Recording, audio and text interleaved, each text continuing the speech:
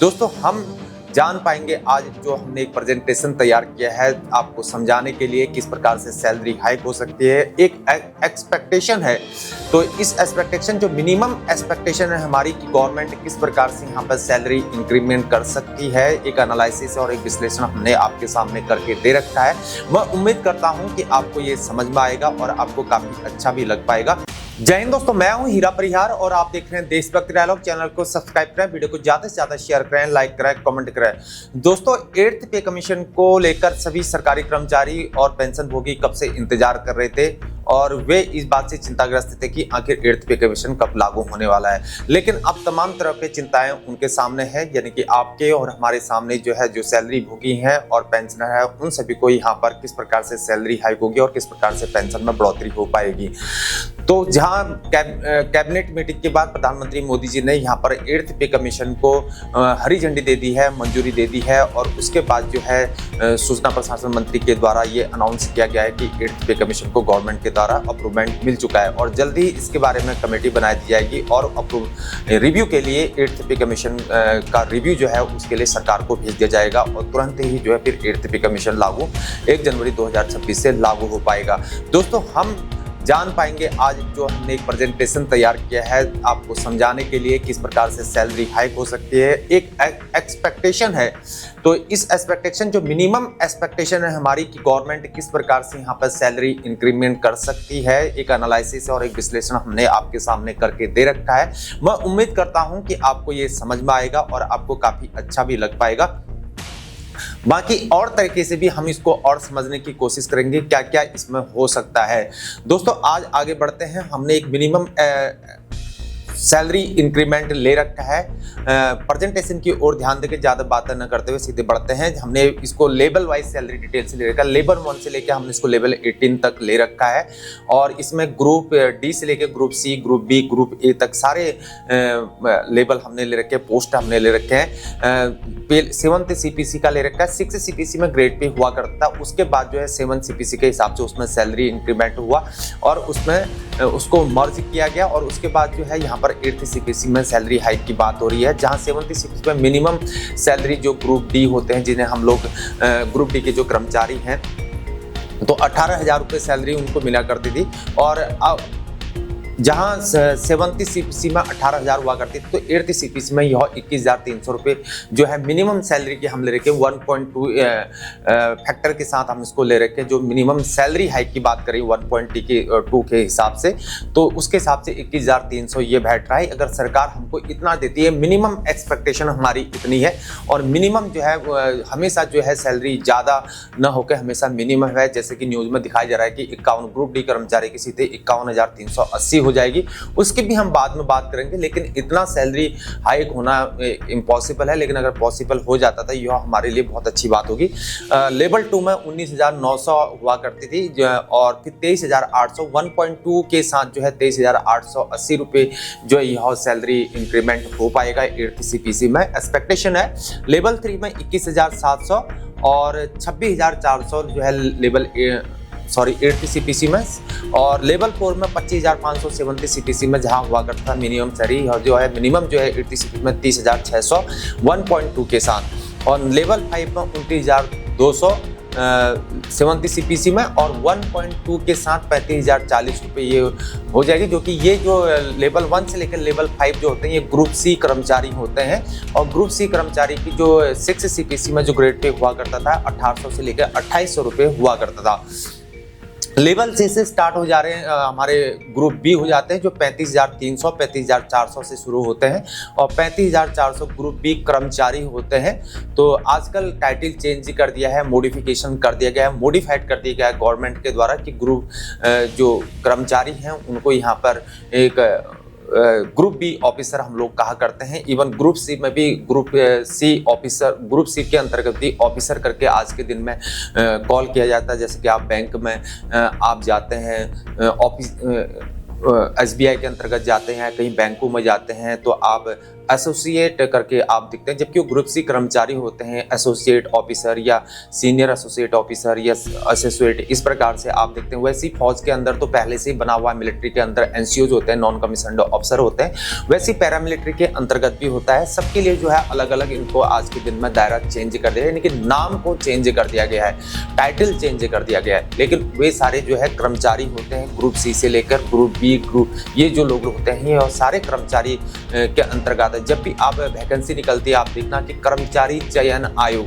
तो कर्मचारी चयन आयोग का मतलब है कि आप कर्मचारी को चुन रहे हैं। और जब भी ग्रुप ए की जो वैकेंसी निकलती है, जिसे हम कमीशन्ड प्राप्त अधिकारी बोलते हैं, तो कमीशन्ड प्राप्त अधिकारी वे होते हैं जो एक राजपत्रित अधिकारी होते हैं या कमीशन्ड अधिकारी होते हैं। वो कमीशन कर आके डायरेक्ट अपॉइंटमेंट लेते हैं, कमीशन्ड होके आते हैं, उनको अधिकारी ही कहा जाता है, यानी कि अधिकारी के लिए आते हैं। और जो नीचे होते हैं वो कर्मचारी चयन आयोग होते हैं।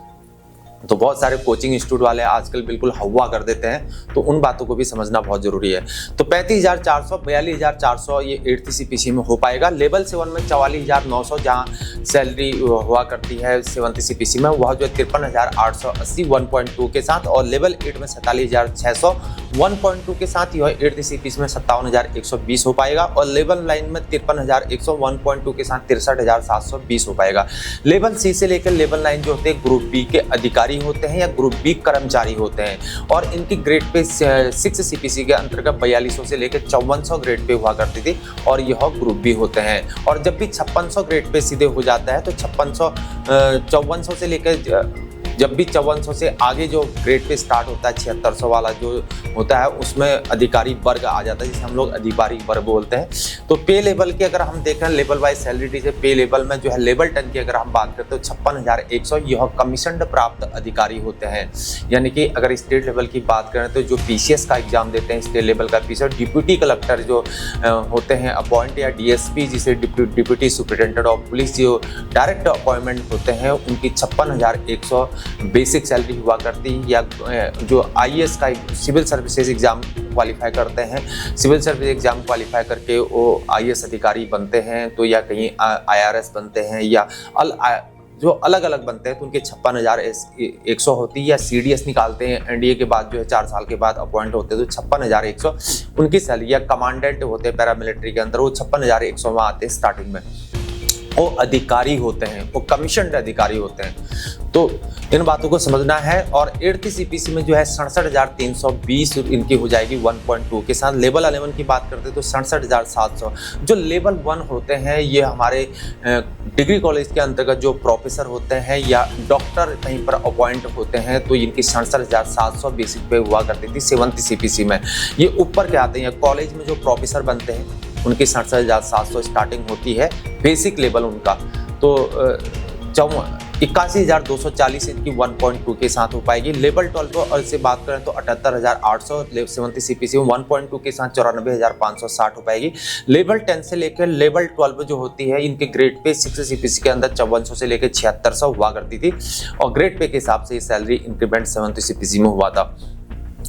तो ये ग्रुप ए अधिकारी होते हैं। और लेवल 13 की बात करें तो 1,23,100 हुआ करती है 7th CPC में, और यह 8th CPC में लगभग जो है 1,47,720 हो जाएगी 1.2 के साथ, ये एक्सपेक्टेशन है। लेवल 14 की बात करें तो 1,44,200 1.2 के साथ 1,73,040। और लेवल 13 और लेवल 14 का जहां 6 CPC के अंदर ग्रेड पे हुआ करता था 87,000 और से लेकर लेवल 13 और लेवल 14 का ग्रेड पे हुआ करता था 8,700 से लेकर 10,000 रुपये हुआ करता था। तो अब लेवल 15 की बात करूँ तो जब भी लेवल 15 स्टार्ट होता है, लेवल 15 में जो आते हैं वो मिलिट्री के टॉप ऑफिशियल ऑफिसर आते हैं, पैरामिलिट्री के आ जाते हैं, या आपके सेक्रेटरी लेवल के जो अधिकारी होते हैं वो आते हैं, या चांसलर वाइस चांसलर से ऊपर जो पोस्ट होते हैं वो आ सकते हैं, या आपके ये सारे पोस्ट होते हैं टॉप लेवल के। तो इन बातों को समझना है। लेवल 15 में 1,42,200 जहां हुआ करती लगभग, तो 1.2 के साथ यह 2,18,400 तक हो जाएगी। और लेवल 16 की जहां 2,54,400 हुआ करती थी, तो ये 1.2 के साथ 2,46,480। और लेवल 17 की बात करें तो 2,25,000 हुआ करती थी, तो 1.2 के साथ 2,70,000। और लेवल 18 की बात करें तो 2,70,000 और लेवल 19 की बात करें तो 2,70,000 और और लेवल 18 की बात करते तो 2,50,000 1.2 के साथ 3 लाख रुपए तक होने की उम्मीद है। सेक्रेटरी और ब्यूरोक्रेट्स आर्मी के अंदर लेफ्टिनेंट जनरल और जो वैसी जो है अलग अलग हाई कोर्ट, सुप्रीम कोर्ट, कुलपति, ये सारे जो होते हैं फिक्स सैलरी के अंतर्गत आते हैं, तो इनको फिक्स सैलरी के अंतर्गत लिया जाता है। तो उन हिसाब से जो है आप देख सकते हैं ये टोटल हमने एक लेवल वाइज सैलरी हमने देखी, लेवल 1 से लेकर लेवल 18 तक किस प्रकार से सैलरी हाइक होने की उम्मीद है, किस प्रकार से सैलरी इंक्रीमेंट होने की उम्मीद है। 1.2 के साथ हम मिनिमम सैलरी का देख रहे हैं, इस प्रकार से सैलरी इंक्रीमेंट हो पाएगा। हालांकि इसमें जो है आपका HRA DA जो हालांकि DA 0 हो जाता है, लेकिन सरकार अगर अपनी तरफ से अगर कुछ देती तो वर्ल्डन है, और अगर जो HRA और अदर अलाउंसेस है वो उसमें इंक्लूड नहीं है। लेकिन हमने जो एक आपके सामने एक समझाने की कोशिश करी, यह हमारा एक्सपेक्टेशन है। तो डिस्क्लेमर में यह एक एक्सपेक्टेशन है, लेकिन यह एक फिक्स सैलरी नहीं है। हम आगे भी बात करेंगे और भी तरीके से समझने की कोशिश करेंगे कि किस प्रकार से फिटमेंट फैक्टर अगर बैठता है तो किस हिसाब से हमारी सैलरी बन पाएगी। इवन जिस प्रकार से बात की जा रही है 2.86 फिटमेंट फैक्टर के साथ, तो उसको भी हम समझने की कोशिश करेंगे।